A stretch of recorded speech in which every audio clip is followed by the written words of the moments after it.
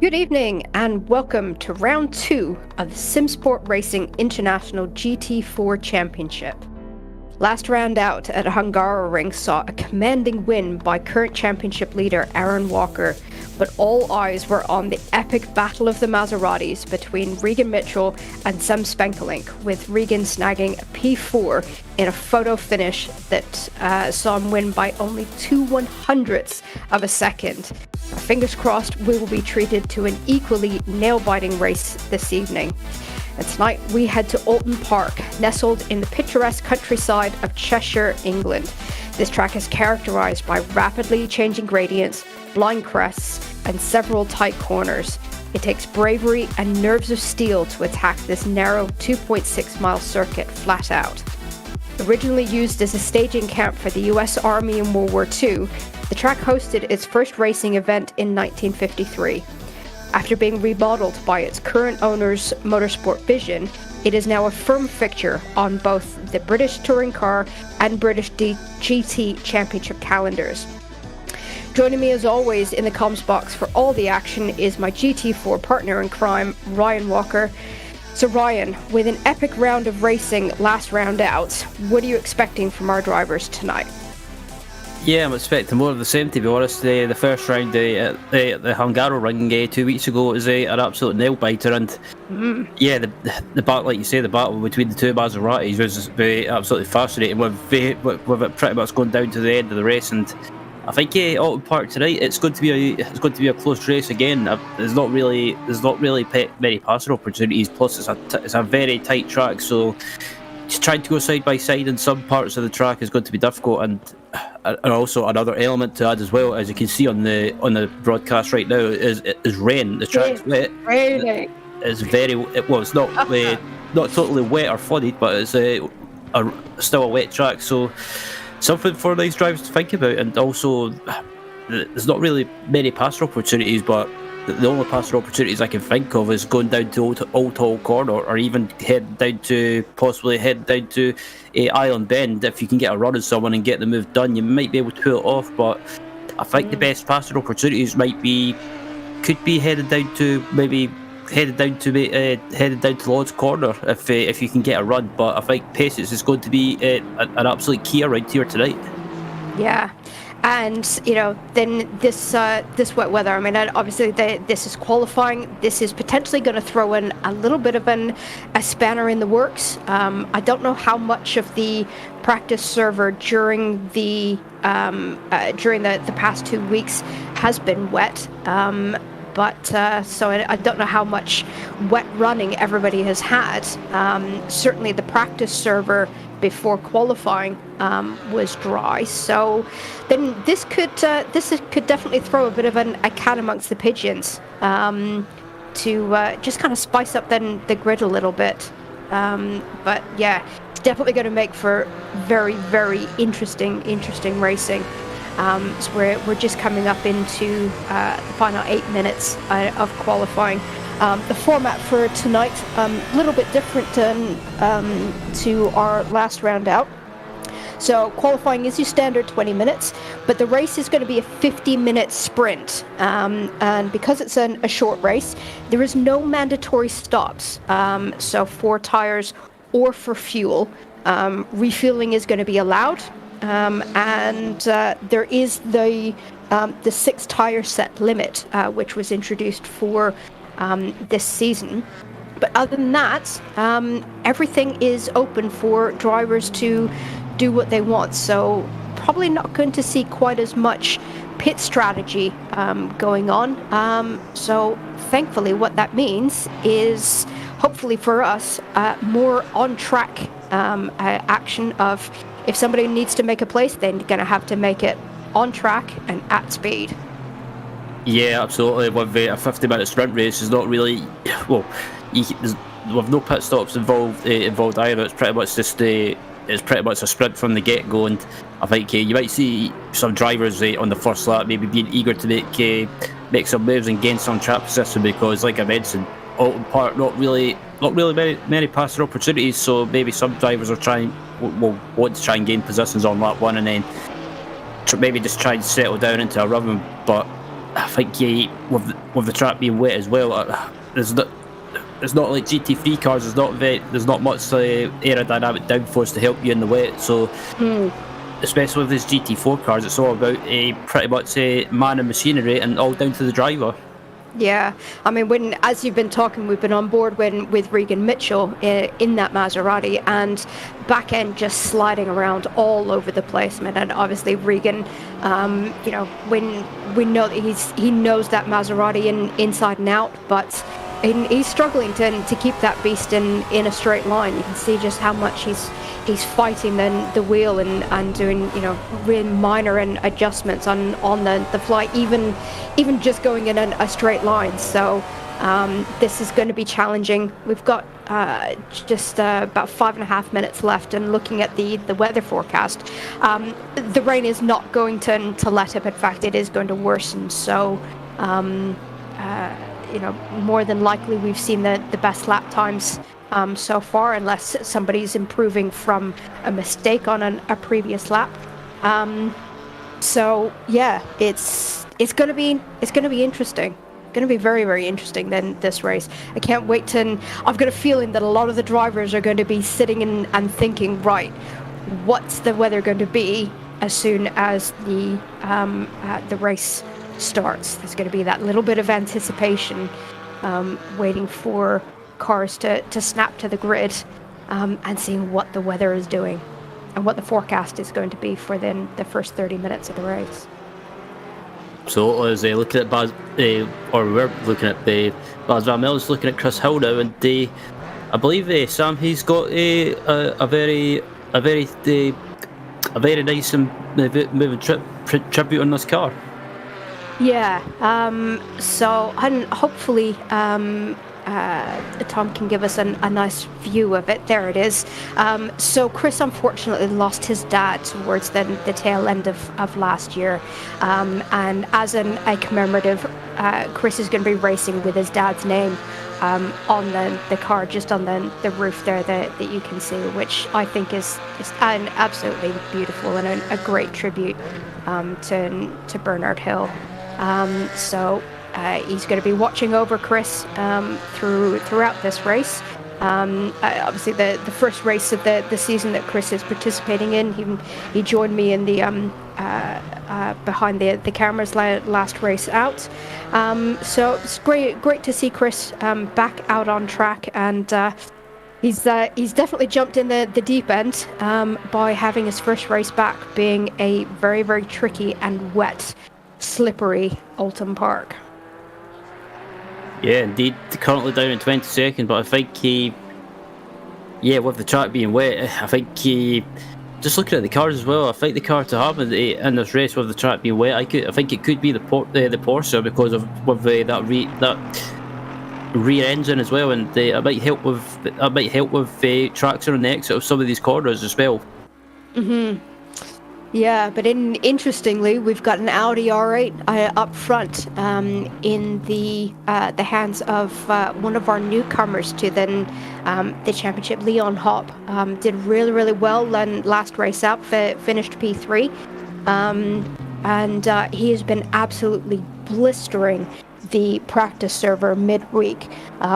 Just to give you an idea as to how ridiculous some of the lap times have been. The real life GT4 lap record for Oulton Park is a 1:43.0 that was set last year, funny enough, in an Audi RS. Leon's time this week during open practice was a 1:41.5, so 2.5 seconds off the real world lap time, which is just insane. So this Leon's definitely going to be a quick contender to join the championship, and I think he's going to give Aaron Walker and Andrew Richardson a big old run for their money this evening. Absolutely, I think Regan Mitchell, I think he could be one of those just one of those drivers that will maybe just sit in the wings, and if Mitchell or Richardson have any issues at any point during the season, this man right here could be there to maybe pick up pick up the pieces and maybe take a 1 or 2 in the series is watching the Maserati getting sideways through the exit of turn 1 there, and a nice power slide as well. Yeah, so he's definitely improved quite considerably on that last lap. Brought him currently up to P5, and that little excursion, I think, has put him off track. Just looking down the timing board to see who else is improving. Tim Nyborn at the minute is 3/10 up on his time. Practic Tractor 2/10 up on his time, and Dylan Barnes 4/10 up on his previous time, which wouldn't quite get him a place, but I think we've seen then the best lap times that we're going to get. Rain is still increasing as we're just coming into the final 30 seconds of qualifying. Still a few cars out on track. A couple of improved times, but I don't think the order is going to change dramatically from the order that we currently are seeing.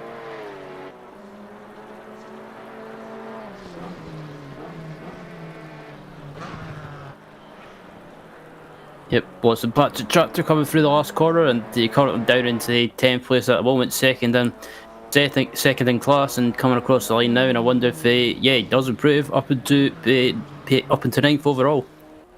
Yep, no, that puts him P1 in the AM class as well, because Evan Yetvis currently was in the pits, so that secures Patrick then the P1 in the AM class. Although Mark Sanyol, who is still out on track, currently sitting in P3. There's nearly 3/10, but Mark Sanyol now crosses the line as well to take that P3 in AM, as we're just on board with Tim Nyborn, who I think has possibly had a little bit of an excursion off track, because his delta has now switched to 0 on my screen. But it looks like he's still pushing, so he might still be on for a valid lap time. Yeah, he runs a little bit wide into the final corner there. I think that looked like it was being close to being an invalidated lap, but we'll see if it counts. And yeah, it's still up in 7th overall, but yeah, it looks like we're just coming to the end of qualifying. Yep, so that is qualifying finished, and everyone, I think, is now going to be holding their breath, waiting to see what the weather is going to be like for the actual race. This race weekend was set up with quite an amount of variability in the weather, so could very well be quite different from what qualifying just was. So I think a lot of drivers are going to be holding off setting in what their final setups are going to be for the race, just waiting to see what the server weather is going to do.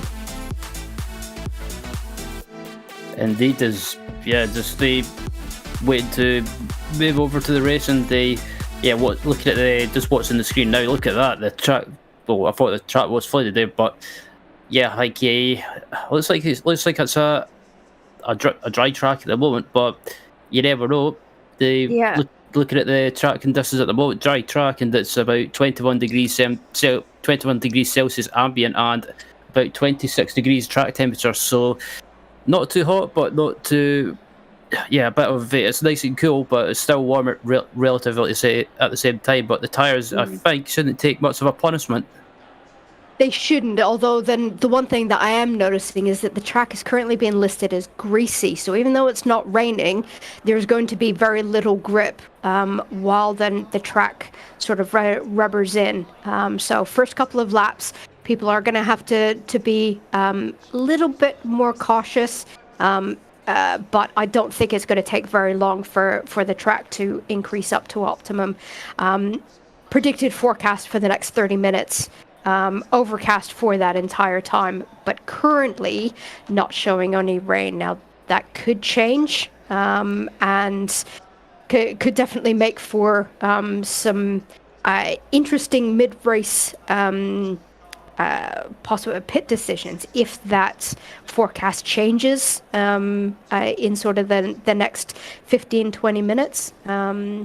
People might decide to go in and change tires, or try and stick it out. But yeah, for the minute, greasy track, and no forecast of rain for the next 30 minutes. So first couple of laps, I think people are going to have to tiptoe just a little bit, and just try and play it a little bit safe.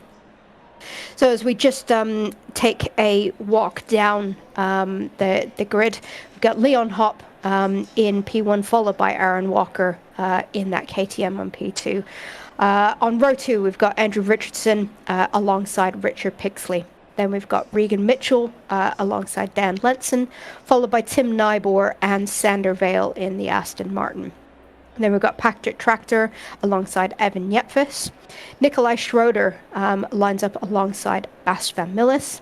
Then we've got Mark Sagnol lining up alongside Frank Hopp. Mark Neutelings followed by Raptor Rintz. Then we've got Dennis Verkman and Dylan Barnes. Aaron Nam and Marco Veronesi. And on the final row, we've got Chris Hill and alongside Michael Tyler. So, I'm going to put you on the spot. What is your prediction?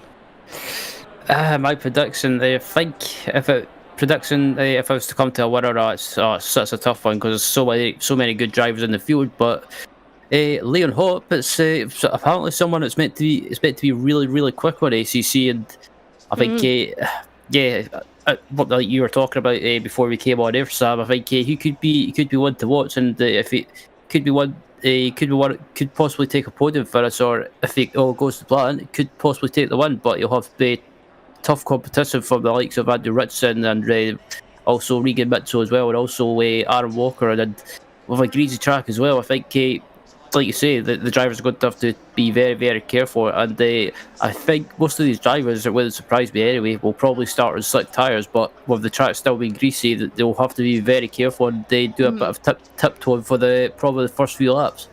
Yeah, and I would agree, and I think Leon Hopp is in a really great position for this race. Based on the lap times that he was doing in the practice server midweek, he was a clear half second ahead of his next rival in the practice server. Got that P1 position quite comfortably in qualifying. But when we here at SSRI are just starting to learn what kind of a driver Leon is, so the likes of Aaron Walker and Andrew Richardson, they may not necessarily be aware just how much of a threat Leon poses yet, but I think he's definitely going to give Walker and Richardson a good old run for their money in this season. They're going to have to work for it, I think. Yeah, absolutely. I think if Leon plans to do the rest of the season, I think it's definitely going to be a good battle to watch for the championship, especially in that pro class. And I think, yeah, there's other drivers down in the field in the pro class as well. It could be maybe not a challenge for the championship, but they could challenge for maybe a top 3 in the championship. I think when you look at the likes of maybe Dan Lenson or even Baz Van Mellis, whose mother is in the YouTube chat as well. So hello to her.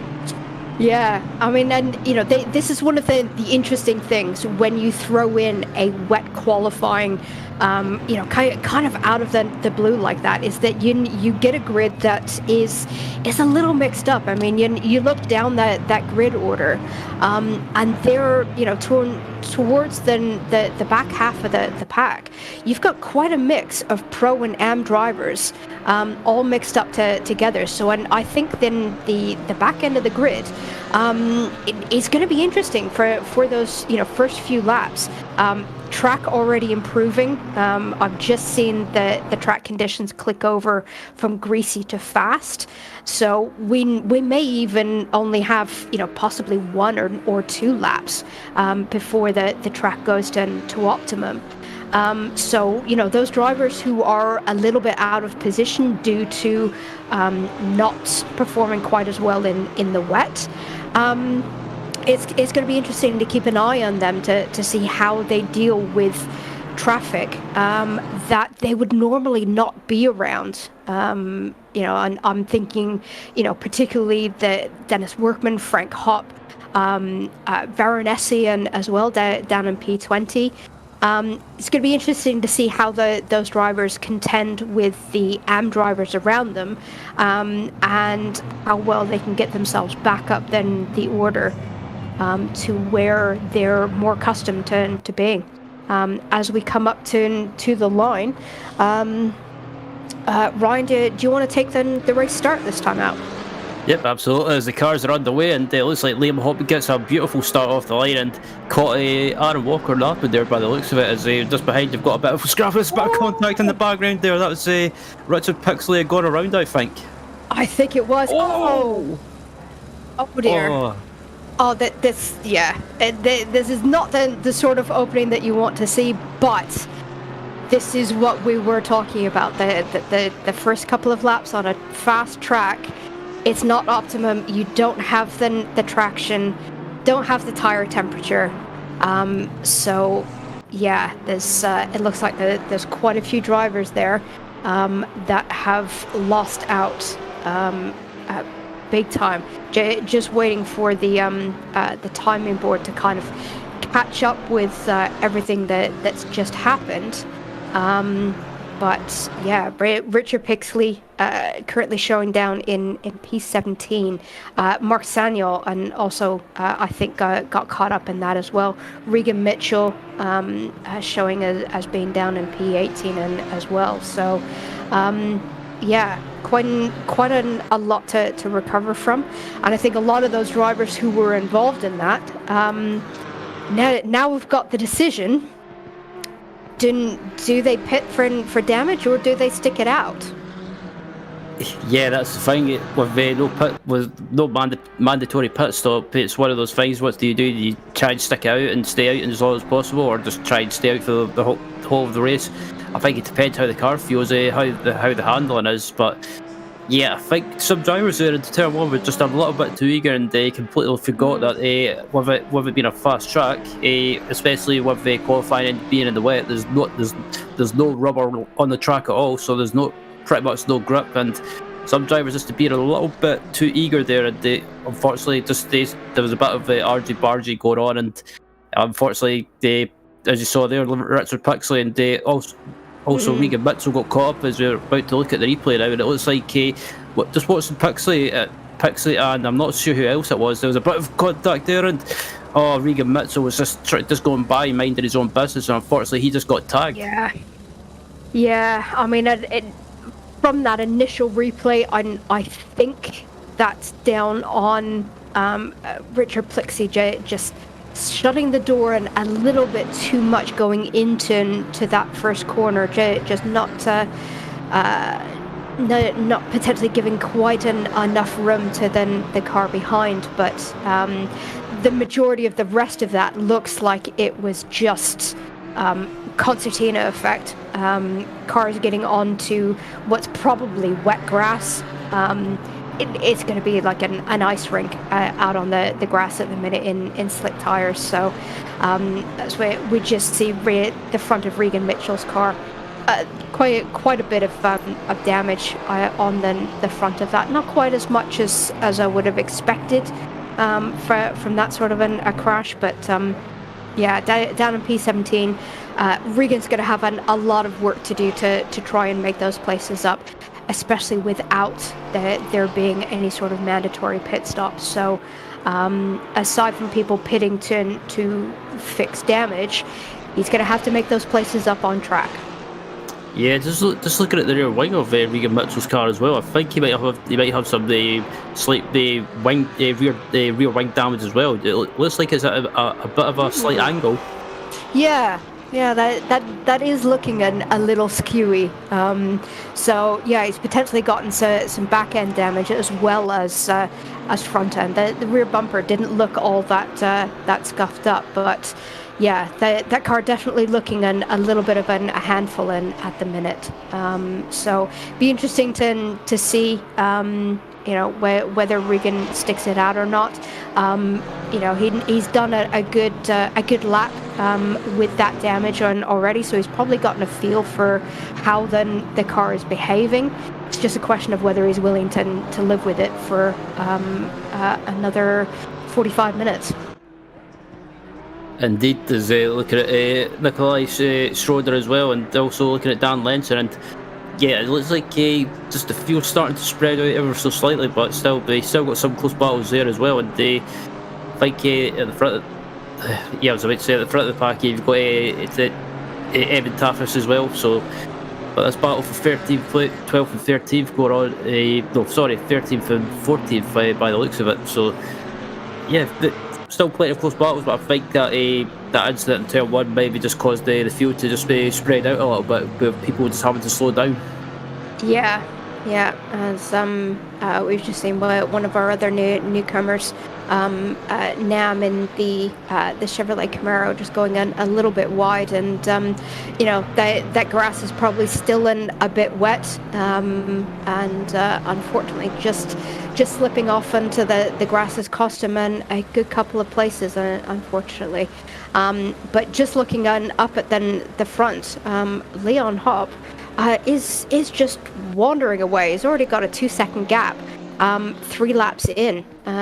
So yeah, comfortably in control of this race, and can just kind of sit back and relax for a bit. Yeah, Leon Hopp as well, considering it's his first race in the series, doing a good job pulling away and building up a gap. But further back, we've got the battle for, it looks like 6th, 7th, 8th, 9th and 10th. 9th at the moment, but with Baz Van Mel, it's not too far behind either. So this pack starting to get bigger and bigger. It is, as we say, and I think that's Nikolai Schroeder making a move on Dan Lenson, and it looks like he makes it stick, I think. So Nikolai Schroeder up into P8. Really great move there down there at the inside, as just seeing a little bit of contact behind. I think that's between I think that was, unfortunately, Richard Pixley, poor guy, getting caught up again. And I think that contact was initially with Dan Lenson. But Bas Van Millis has been able to take advantage of that. And I think he's gained himself a couple of places from that, taking both Dan Lenson and Richard Pixley together in that incident. Yeah, absolutely. Baz Van Millis, he started about, I think it was at 13th or 14th, I think, or further back. He was in the mid pack anyway, but just kept his nose clear with all the mayhem going on, and like you say, just managing to gain some positions through that up into the top 10 already. And as we look at his battle for 11th and 12th at the moment, with Nam and Hopp at the moment, and good to see a Chevy in this field as well, and probably not the quickest of cars, but still good to see a bit of variety going on at the field as they ride on board with Hopp through the chicane. And probably one of the most difficult sections on the track to get right, because you just want to. It's what I find. It's one of those chicanes that you want to try and maybe go slow on the entry and then basically try and carry as much momentum on the exit. But if you get those curves wrong, especially the high curves, they can bite you. Yeah, when we've seen quite a bit of that on already, of cars getting unsettled by taking just a little bit too much curb. Those curbs here can be quite high in certain places. They can definitely throw the car around, as Mark Daniel I think just misses his braking point for the second part of the chicane. And gets out onto the grass, but rejoins without any incident. As we jump on board with Dylan Barnes in the Aston Martin, having a bit of a fight with Veronesi for P18. And Veronesi goes in a little bit wide and pretty much just gifts the position to Dylan Barnes. So nice easy overtake there for Dylan up into P17. Yeah, absolutely. Good job for him moving forward at the moment. It looks like his Tafis is still under attack from it looks like Patrick Tractor trying to put him under a bit of pressure, but still the Aston Martin's doing a good job to stay in front, and Tractor, good to see him using the Alpine as well. So again, the Alpine's probably the O's have got a bit of a move going on here as well. Richard Pixley on a bit of a recovery at the moment after those two mistakes in the early stages of the race, but yeah, slowly getting positions through the field. But I think he'll be feeling rather annoyed after that incident in turn one as the Patrick Tractor's into the wall. Oh, hopefully we'll be able to see a replay as to what initiated that, because Patrick Tractor was obviously in that battle with Evan Yetvis, and he was in between Evan Yetvis and had Nikolai Schroeder up behind him as well. But yeah, back on board with Richard Pixley, just trying to recover some of those places that he lost. Just managed to get that place from the Porsche of Nick Neutling's behind, and unfortunately, and as we say that, Mark Neutling's just gets a wheel on the grass, gets the car all out of shape, and unfortunately has a bit of a faceplant with the wall just coming up onto the main straight there. So unfortunate timing for Mark, but Richard Pixley starting to recover a little bit from that rather disastrous first lap. Indeed. Yeah, I think hopefully Denise Pope's not watching this, because she'll probably be thinking of turning her PC off at this point. Yeah, potentially hiding behind the sofa. But as we get a replay, we're now going to see what happened with Patrick Tractor. So that's Evan Yetvis up in the front and Nikolai Schroeder behind. And it looks like he just catches a little bit too much curb, and just car exits stage right straight into the wall. So and this is live, and it looks like he's had another bit of an off as well. So it's quite possible that that contact with the wall has made that Alpine a little bit difficult to be able to handle, and it's just struggling to get to grips with it. And when we mentioned at the top of the program about cars, potentially, thinking about whether they're going to pit and to repair damage. And as we've said that, both Mark Nautilings and Regan Mitchell currently in the pits, I would assume to fix damage. As we just check the replay as to what happened, and so that unfortunately included Mark Neutlings again, and a very, very heavy front end impact and Mark decides that enough is enough and returns to garage. Car would probably end up being undrivable after that incident anyway. So very, very unfortunate for Mark. But yeah, then Richard Pixley needing to continue making up some places up in the P12. Absolutely. Look at the battle for 10th, 11th and 12th at the moment. Going on at the moment, and you see there Pixley in the background behind top, and Pixley looks like he gets a great run, but just not close enough to make the move. I think if he can try and make the look, get a good carry some good momentum through Drews Corey, he might be able to make a move down into Lodge, but if he can try and get back on the power, he might be able to make a move, but I don't think he's going to be close enough. So yeah, I think Pixley will need to stay behind for the moment, as just in front of them. It looks like they've got Nam as well, so a 3-car battle going on, and Pixley again gets a good exit, but just not close enough. And it's like I said before, it just proves that it's so difficult to make a move around here unless the driver in front makes a mistake. Yeah, and while we're talking about then the incidents that are going on, I've just noticed Evan Yetvis very, very quietly running his own race in P7, lead AM, and doing quite well. Although now he has both Bas Van Millis and Dan Lenson putting him under a bit of pressure, just pushes him in a little bit wide. Going into Shellow's corner, and unfortunately he does lose then the place to both drivers, but still comfortably our lead AM driver. Yeah, doing a good job in the AM class, and just keeping his nose clear and leading the classes. It looks like Pixley.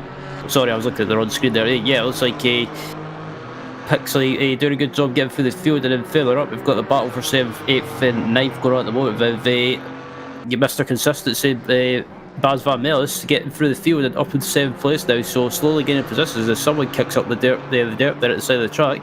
So it looks like someone ran wide, but Baz doing well at the moment, and I've said it many times that black and white livery is still one of my favourites on the GT, the Cayman, because it suits it. As it looks like Richard Pixley's making a move, and it looks like up into 10th place. Yep, just getting past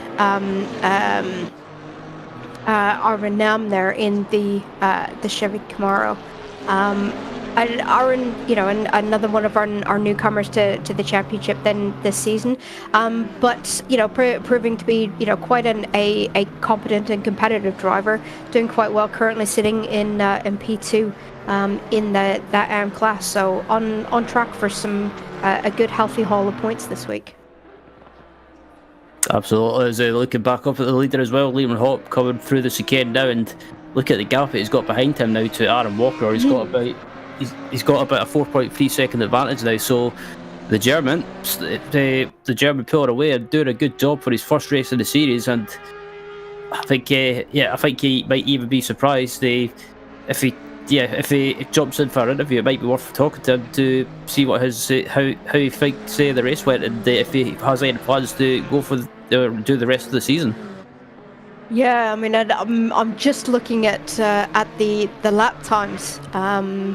The best lap times that the front runners have posted, and Leon Hopp putting in a 42.8, although Andrew Richardson has just beaten that with putting in a 42.7 just in that last lap to take the fastest lap of the race so far.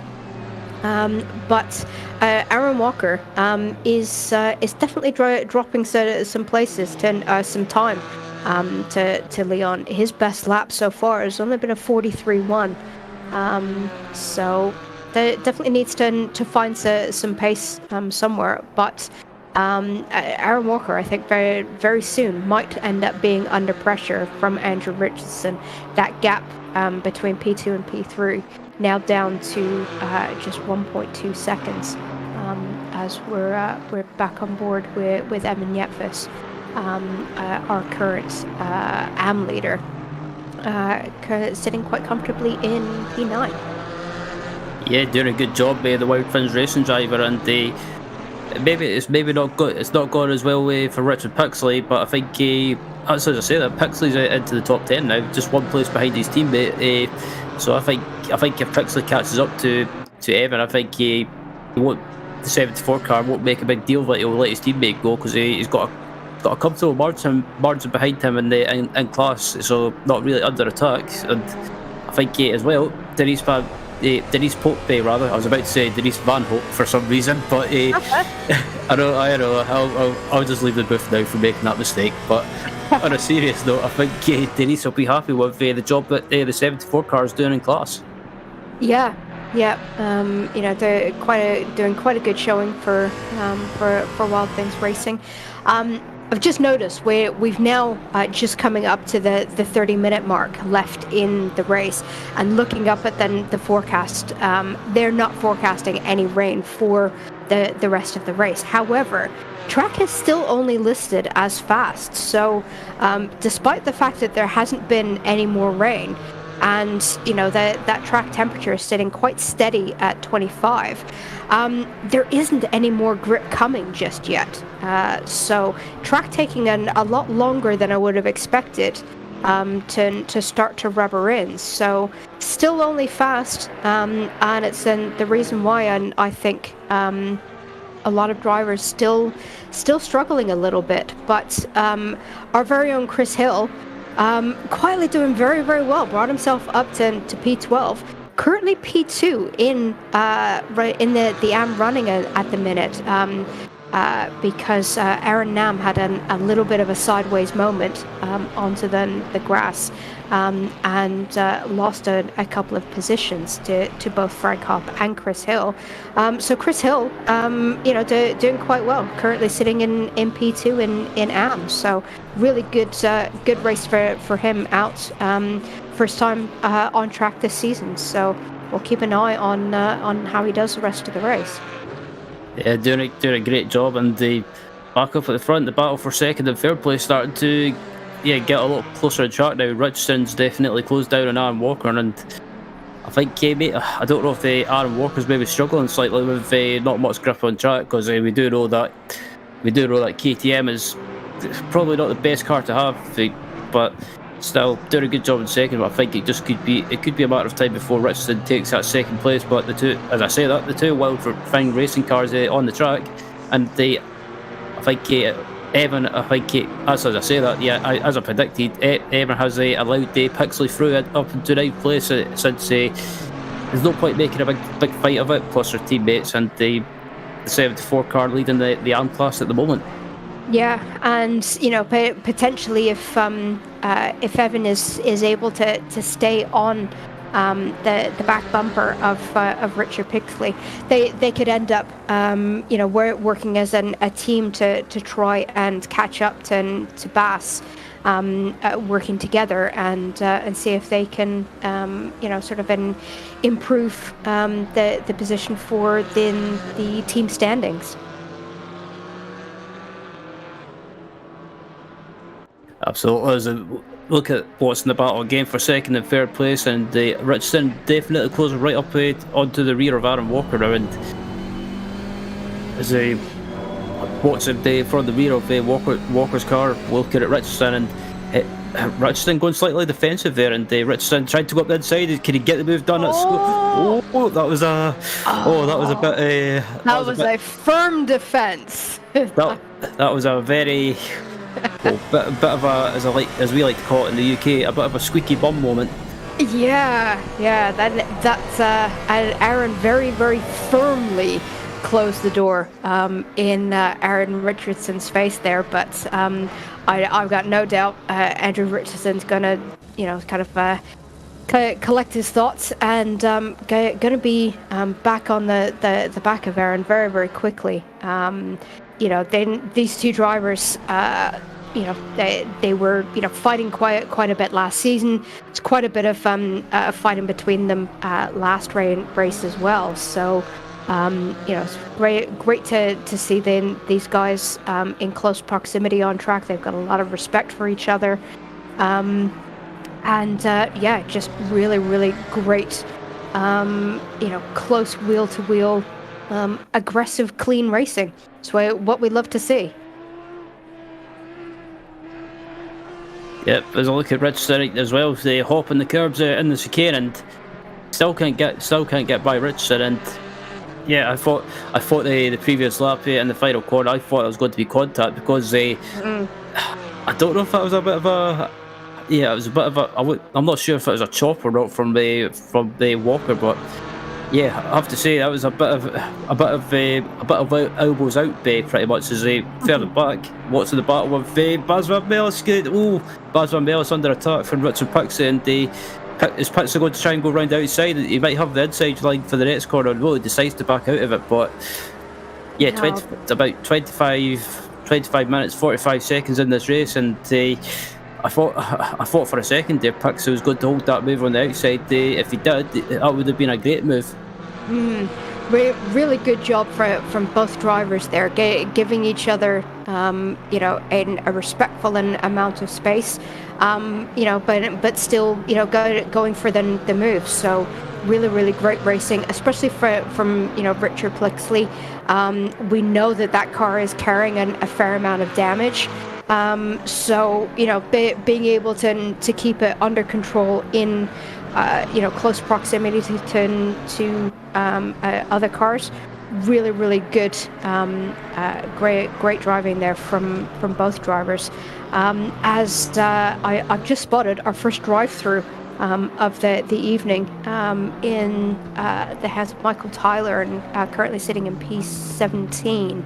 I can only assume that is for too many excursions with track limits.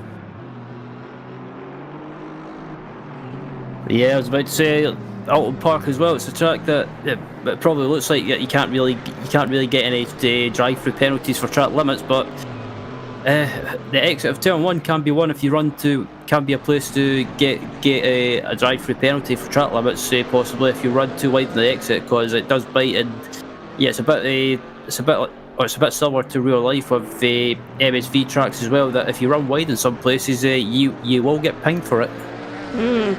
Yes, when we're just on board with Arvin Num on the back of Chris Hill, just sticking his nose out and a little bit around the outside, tiny bit of contact, but does think better of it, and backs out of it,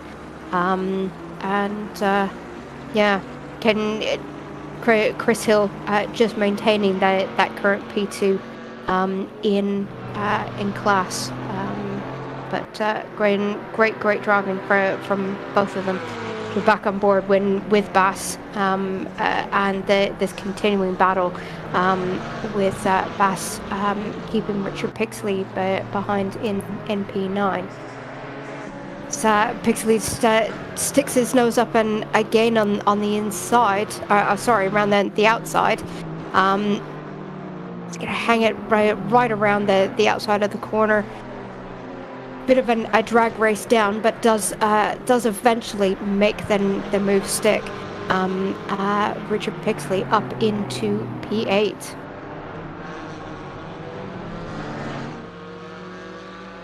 Yep, this battle for second place still going on, and Richardson, he was a lot closer before in previous laps, but just not close enough this day at the moment. And as I say, that looks like Richardson might have a good run here, but he's not going to make it.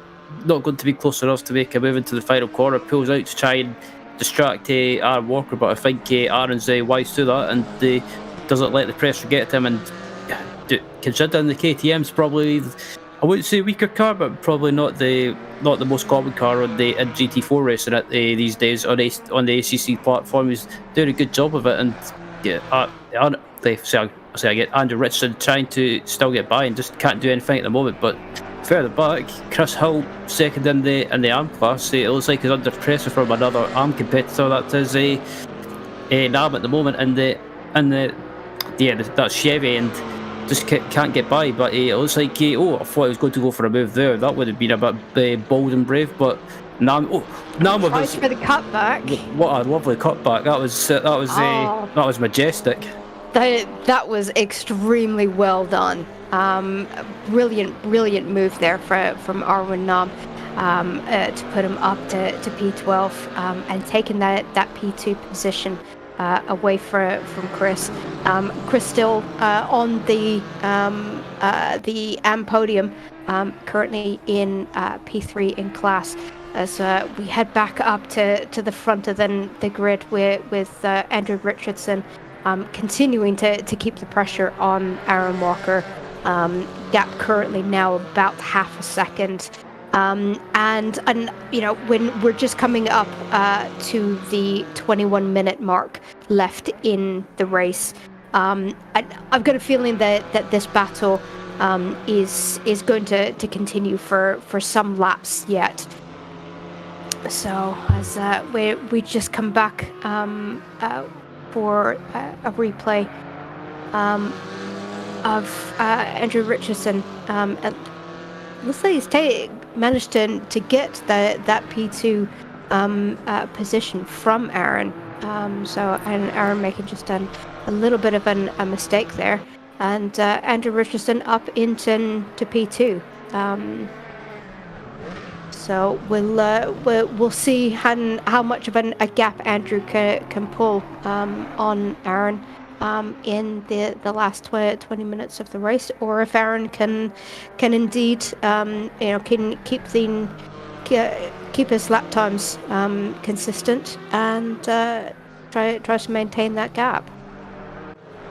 Indeed, and just watching I just spotted on the track conditions as well. The track has went from fast to optimum now, so don't be surprised if you see the lap time starting to slowly come down. But as further back, Richard Pixley in 8th place now, still recovering through the field, and it looks like he's got a run on Dan Lenson, and I don't know if he's going to be able to make a move. I don't think he's going to be able to make a move. He's close enough, but I think I don't know. I think his best opportunity is the final corner, if he can try and get a good run, but riding on board with Pixley now, and I think for him it's a race of frustration and what could have been after that incident in turn 1. But as he's recovering through the field now, it looks like we've got a battle in front of him, and Pixley tries to get on the power early and try and get a run, and there's a bit of argy-bargy and a bit of contact there in front of him, and Pixley sees the opportunity and beautifully takes the opportunity.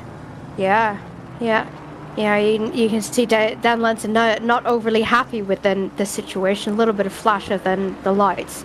I think that flash was for Dan Lenson.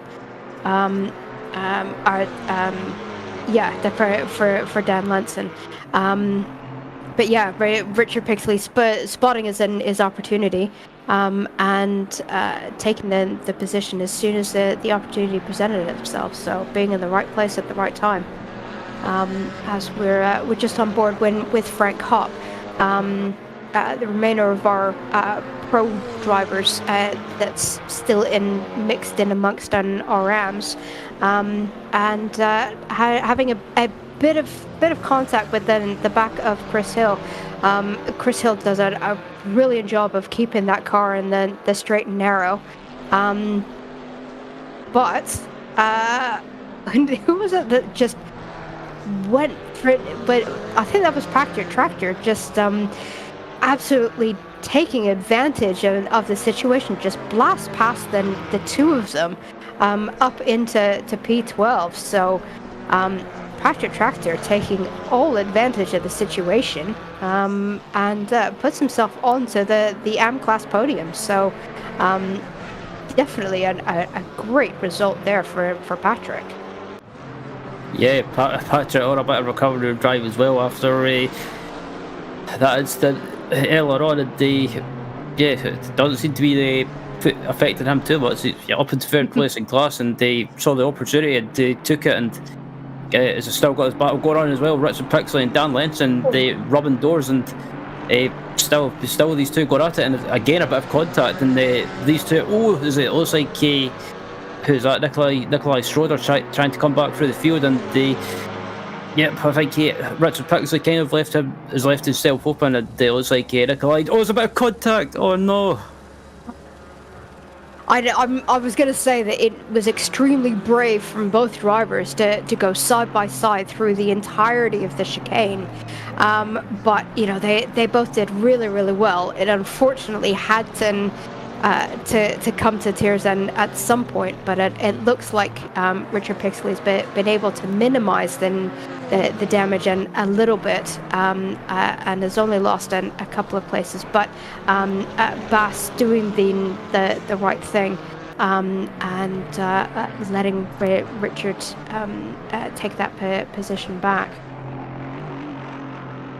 As just further down the track, we've got our second drive-through of the race for Wouter Vince in a very bright yellow Aston Martin, and I would assume again that is for track limits infringements, and Wouter comes straight in to serve that drive-through straight away. Thankfully, it's quite a short pit lane here, so it shouldn't cost him too much. Probably just in the one or two. Might not even cost him a place actually. So he might have done quite well to avoid that costing him too much. Although he now does have the leader coming up on the back of him to come up behind to lap. Yeah, it's all by himself pretty much, and looking at back up at the front, looking at Andy Richardson, and Richardson started his pulling away and built a bit of a gap to Aaron Walker now. So I don't know if Aaron's maybe struggling with tyres slightly, or maybe just maybe struggling with track conditions or tyre pressures, or just doesn't seem to have the pace like Andy Richardson has. But looking at the gap at the front between Liam Hoppe and Richardson, it's about 9.6 seconds now. So Liam Hoppe is still managing to maintain that gap, and Richardson just not able to close it down. So I think Richardson at this point as well, maybe just able to finish and pick up points for the championship, but still further back in the top 10. We've still got this battle for 6th, 7th, 8th going on at the moment with it looks like Lenson, Schroeder and Pixley as well. And yeah, Pixley on a bit of a recovery drive. It looks like he's going to go for the opposite of the back marker, that they're going by. So yeah, as I say that, it looks like Schroeder is off the track and might be going into the tyre wall, and yep, boom. He's in a bit of a dangerous position there, but again gets the car going before he collects by Richard Pixley. But I'd be interested to see what instigated that, and all we saw was Nikolai Schroeder just sliding across the grass and at speed at a slightly perpendicular angle. I'm not too sure if he was nudged or just missed his braking point, but just touching on something that you mentioned before in regards to Aaron Walker, I think the fact that then the track took so long to swap switch up to optimum, it's quite possible that a lot of people are now struggling with tire grip. That these cars, being on a fast track for good 45 minutes, cars have been sliding around a lot, and it's potential that a lot of tires are feeling the pain. It's possible that Andrew Richardson has just been able to nurse his tires a little bit more, just reduce the amount of sliding that he's done, as we see the replay as to what happened with Nikolai. And yeah, it looks like he just misjudged in his braking point and just sailed through the initial part of the corner. It looks like that hit on the tire wall was side on, so probably not quite too much damage. But with where that car ended up, that could have been quite nasty. for Richard Pixley coming up on the scene of the accident. But looks like he definitely saw it, the position where Nikolai's car ended up, and was able to avoid him. So they're doing quite well in his recovery up into P7. And his teammate, and Evan Yetvis, still holding on to that P1 position in the AM class, currently sitting in P9, with Nikolai Schroeder now just coming up behind him, about 7/10 of a gap back to the Alpine. Yeah, indeed, doing a good job for Wild Fringe Racing, and I think Denise Pope probably not feeling stressed out now, probably breathing a sigh of relief that Evan's having a good race, and also Richard Pixley recovering through the field as well, back up inside the top 10, and while we're watching Evan right here coming through turn 1, just needs to be careful not to get a track limit warning, because it's so easy to do it on the exit of turn 1, and it looks like Nikolai Schroeder's starting to catch up to Evan as well, and Evan runs wide, and I thought smashes through the boards just for good measure, and no damage from that, but I think Evan was just distracted there from Nikolai coming through, and I think Evan's probably been listening to me, so I probably jinxed him now. But not too much damage done. Still quite comfortably in P1 in that AM class. Arwen Nam in AM P2 in that class, a good 8 seconds back. So Evan's got a nice little buffer with the 10 minutes just left in the race.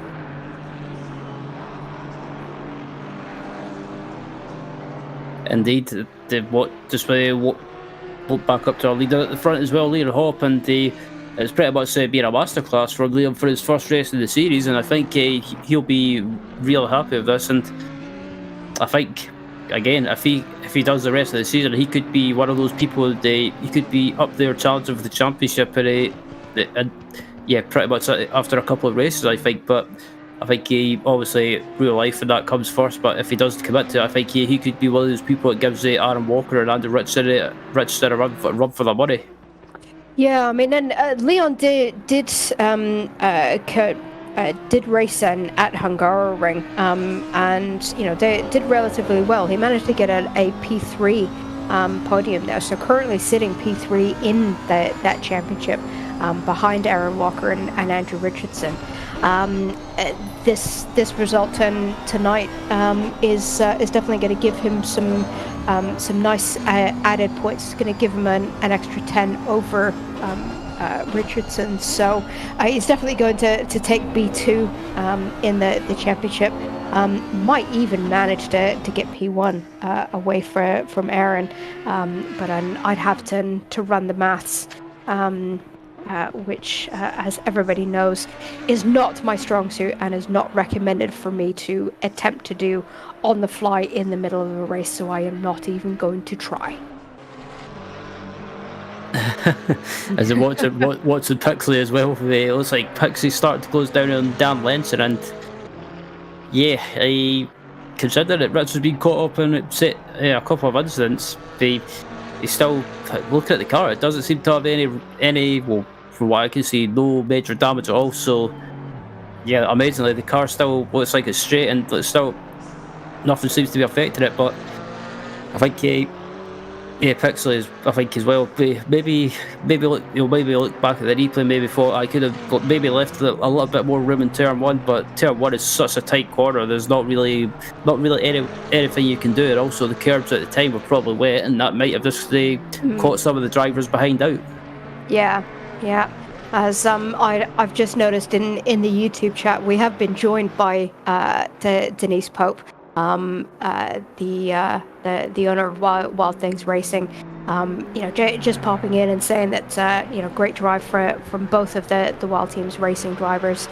Small diversions aside, smiley face. So she's clearly been watching the race at home, and and egging her drivers on. So doing quite well.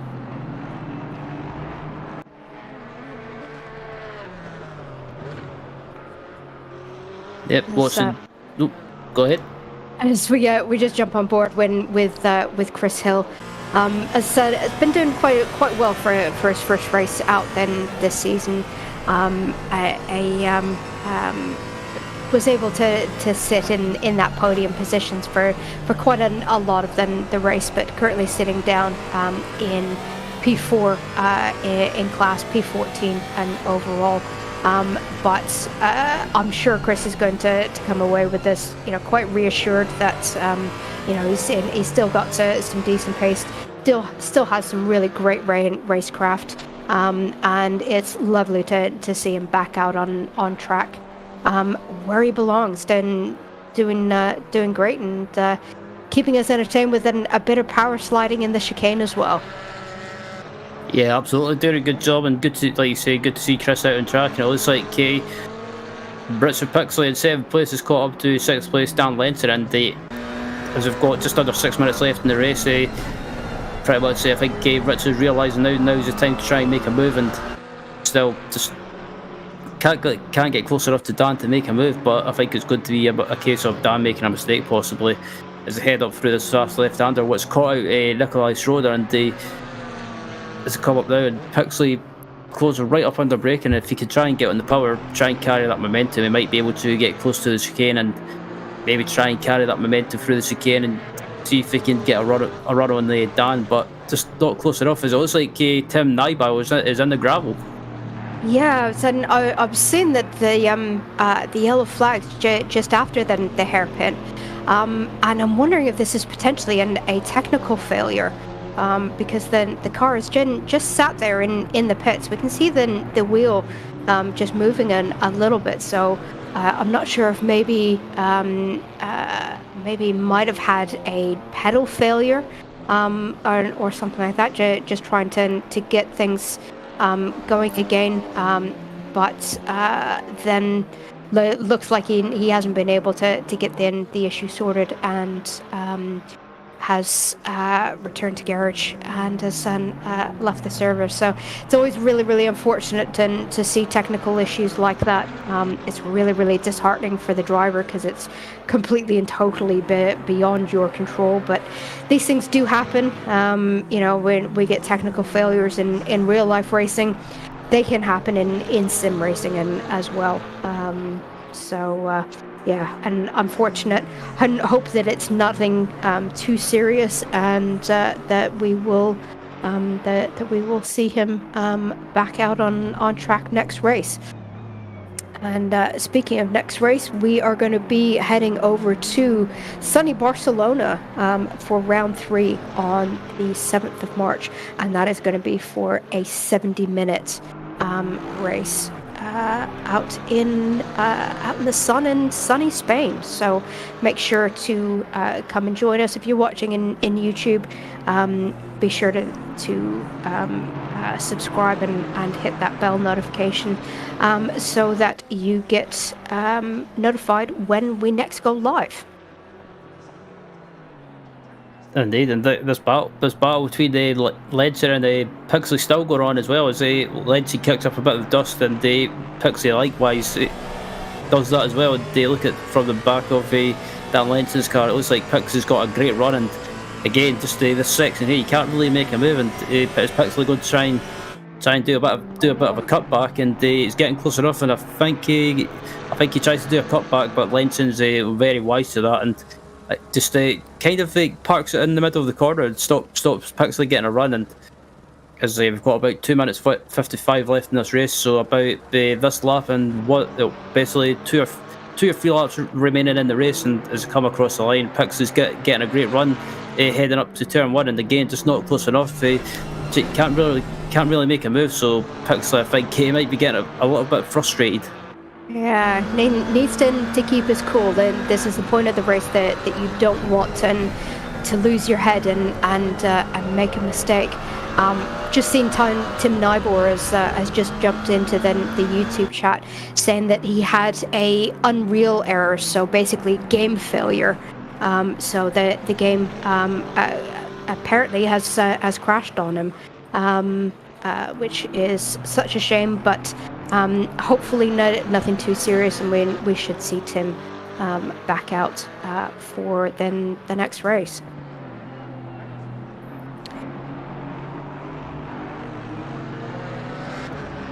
Yeah, indeed, and they still Pixley cannot get by Lenser, and yeah, as we've got about 1 minute 45 left in this race, so this lap and one more, I believe, as Pixley tries to go around the outside, and nope, can't do it, and Lenson's doing a good defensive job here if they keep him Pixley behind.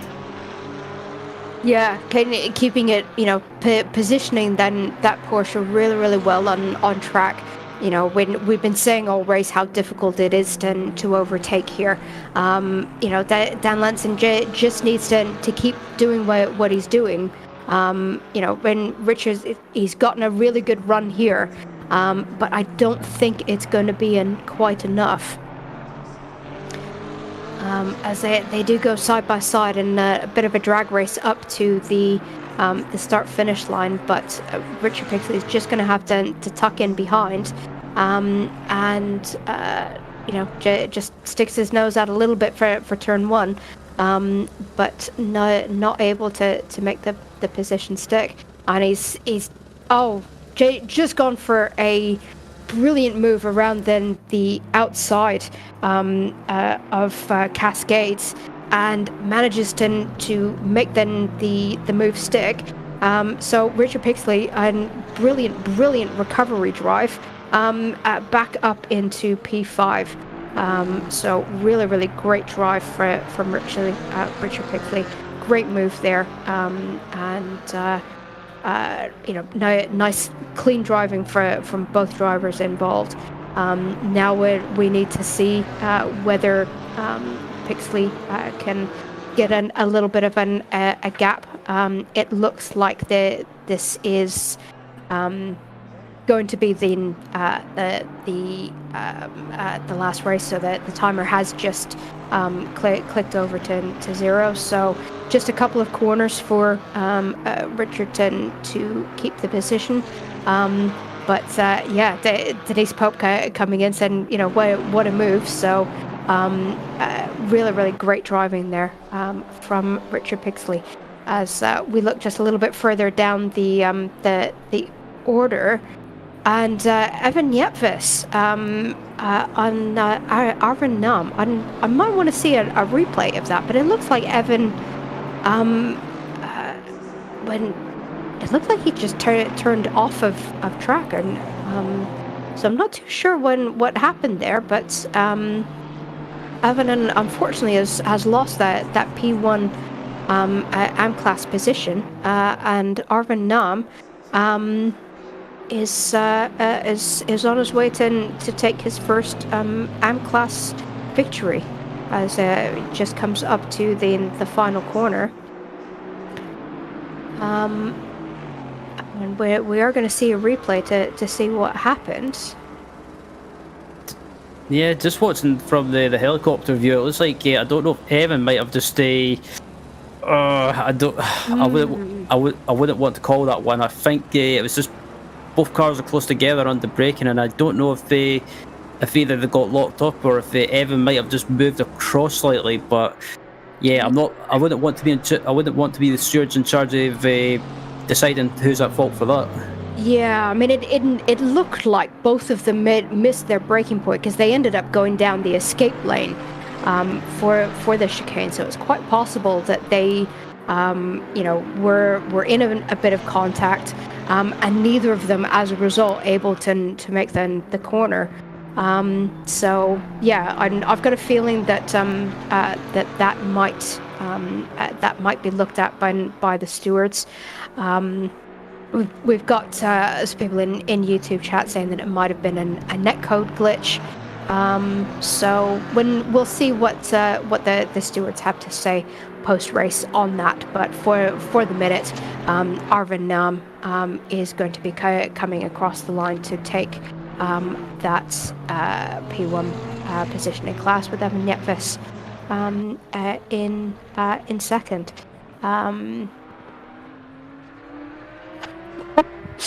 All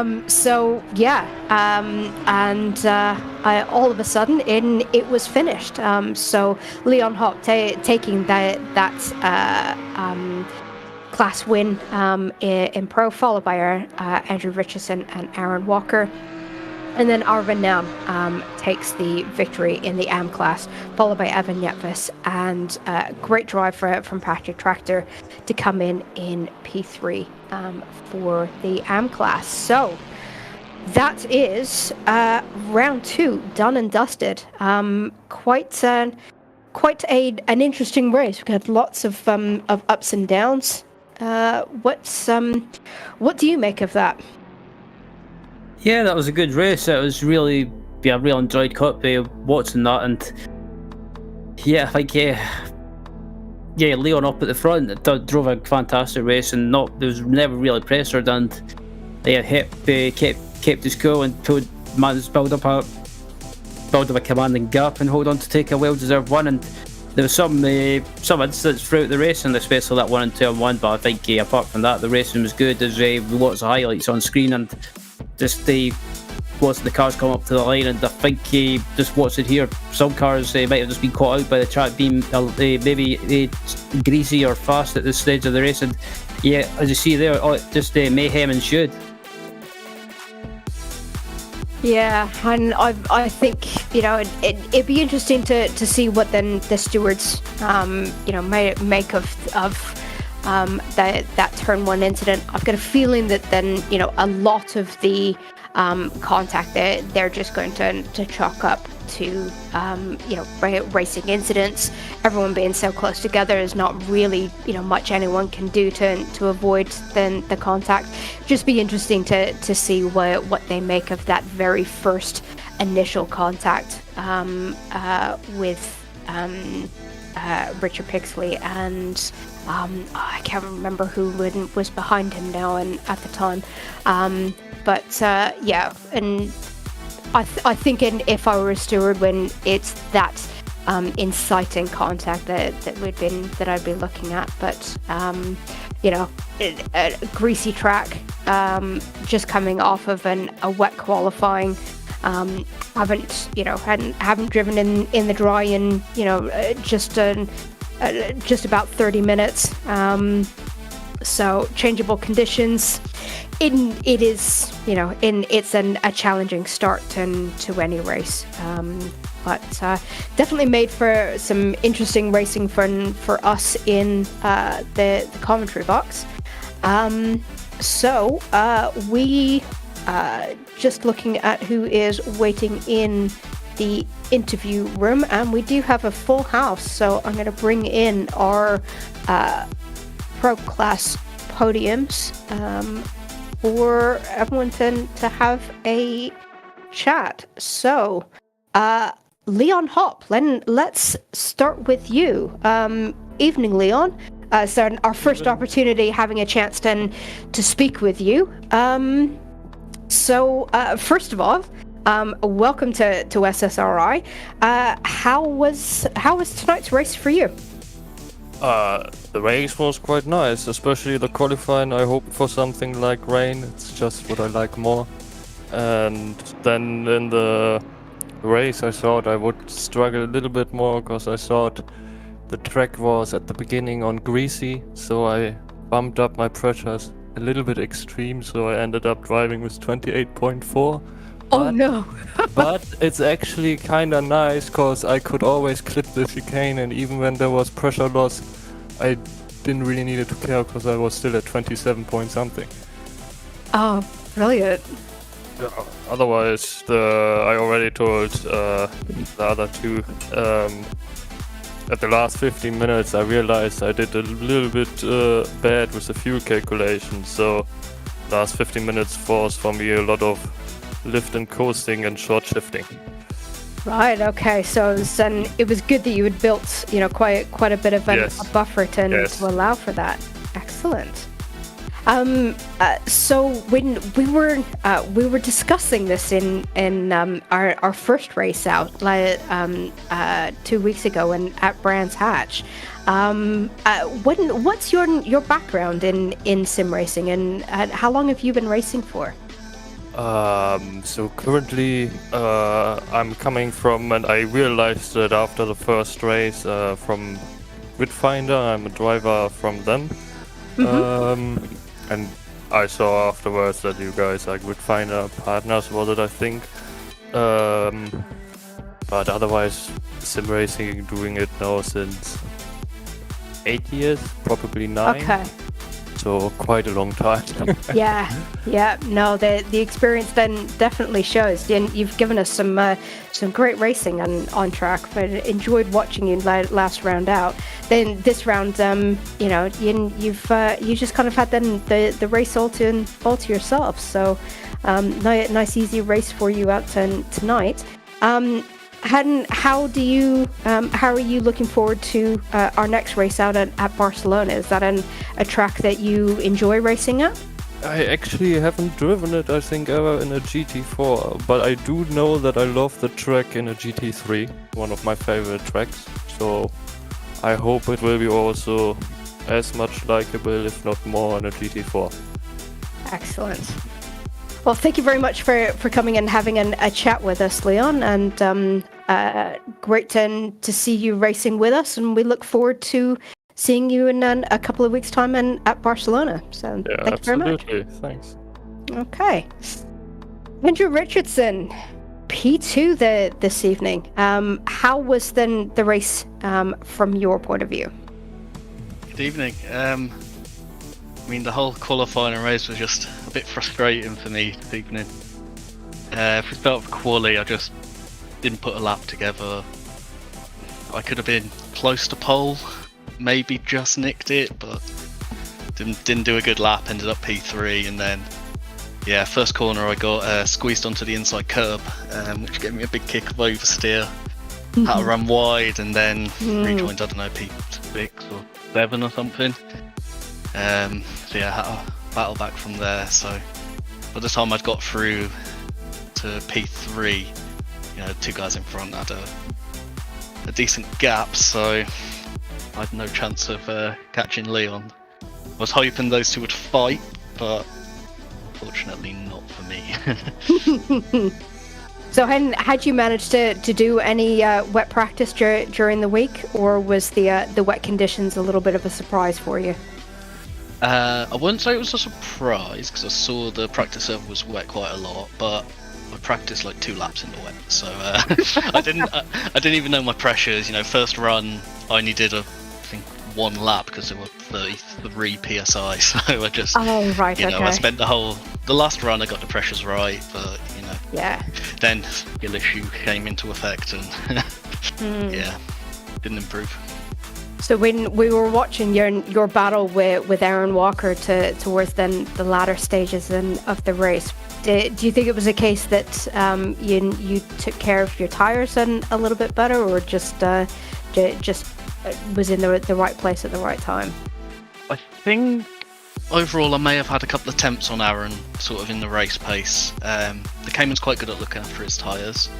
My pressures were pretty good. I don't know what Aaron's were like, so that may have something to do with it. But sort of when I caught him, there was really no chance I was going to get past him. It's so hard to overtake here with when you're quite close on pace.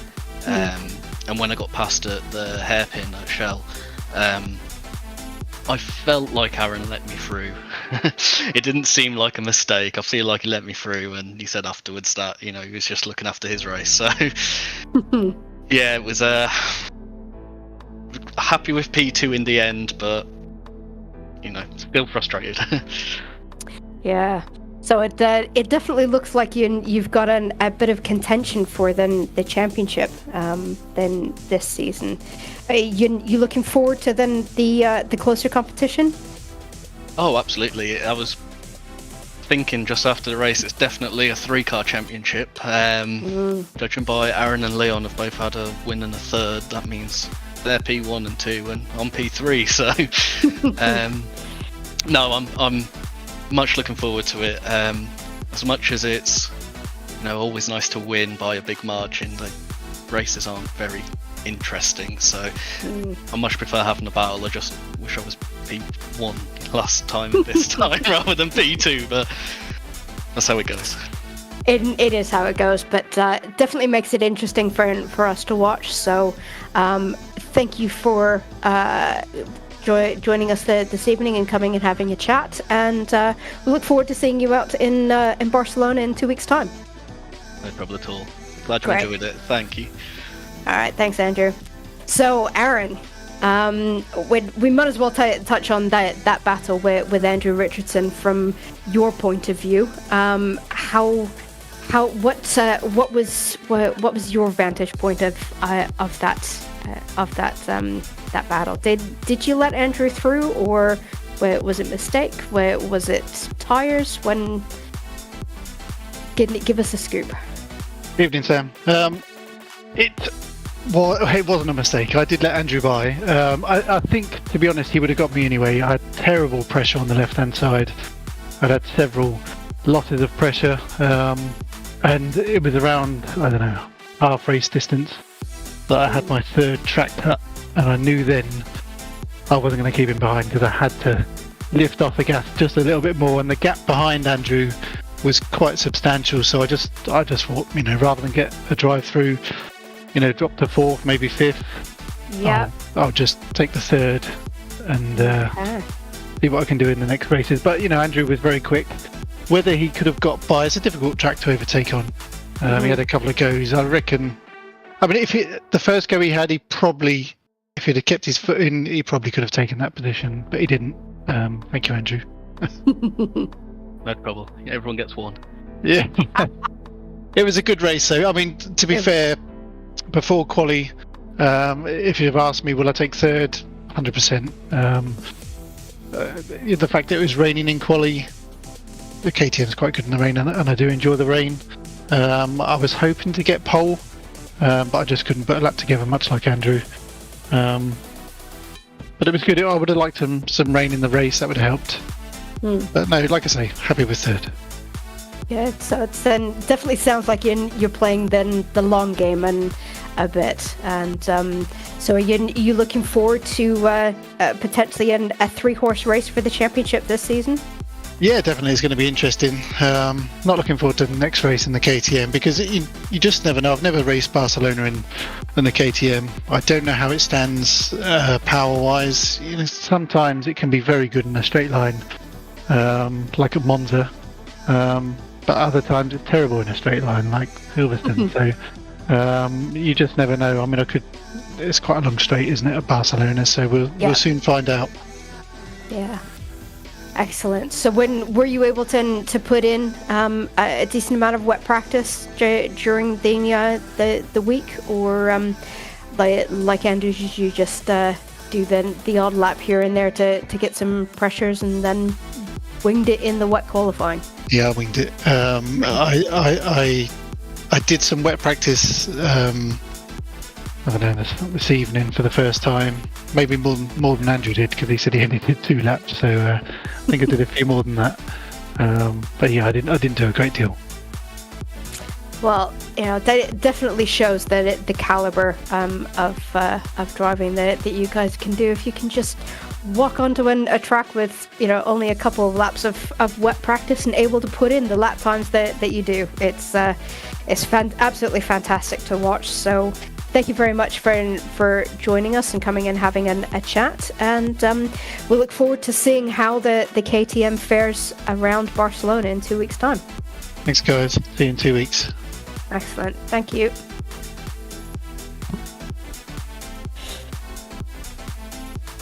Well, it's as I was saying there to Aaron, and it just blows my mind that these drivers are just at the caliber where they can do 1 or 2 laps in the wet, show up to a race and put in the lap times that they do. It's crazy, isn't it?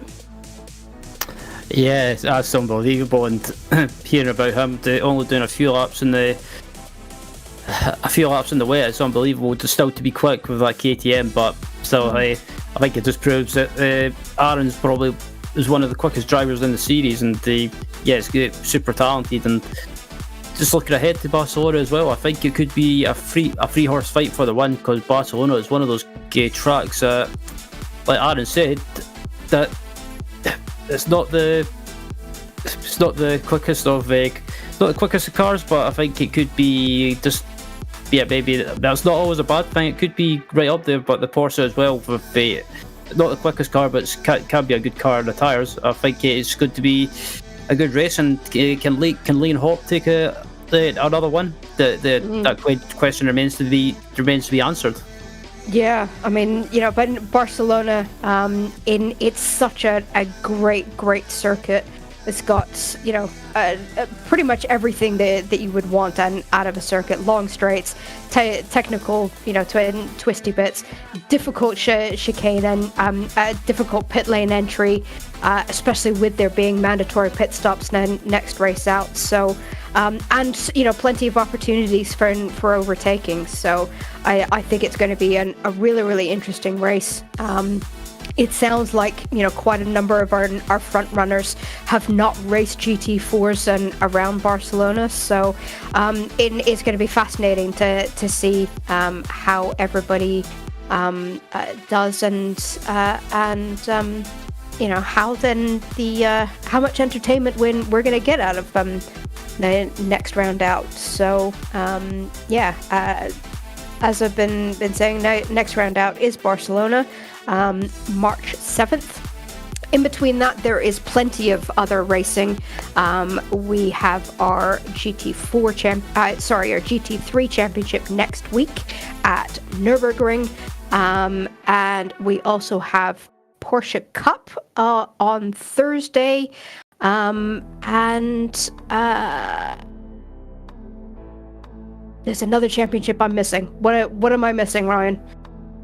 I believe that our World Touring Car Championship in Race Room. So that is also coming up as well. So next race on that is this coming Thursday. So that will be our next stream. So thank you everyone for joining us. Be sure to give the YouTube stream a like. Make sure you're subscribed. Hit that bell icon to make sure that you get notifications of all of our next streams. And thank you everyone for watching. From myself and Ryan Walker. Have a fantastic evening and have fun.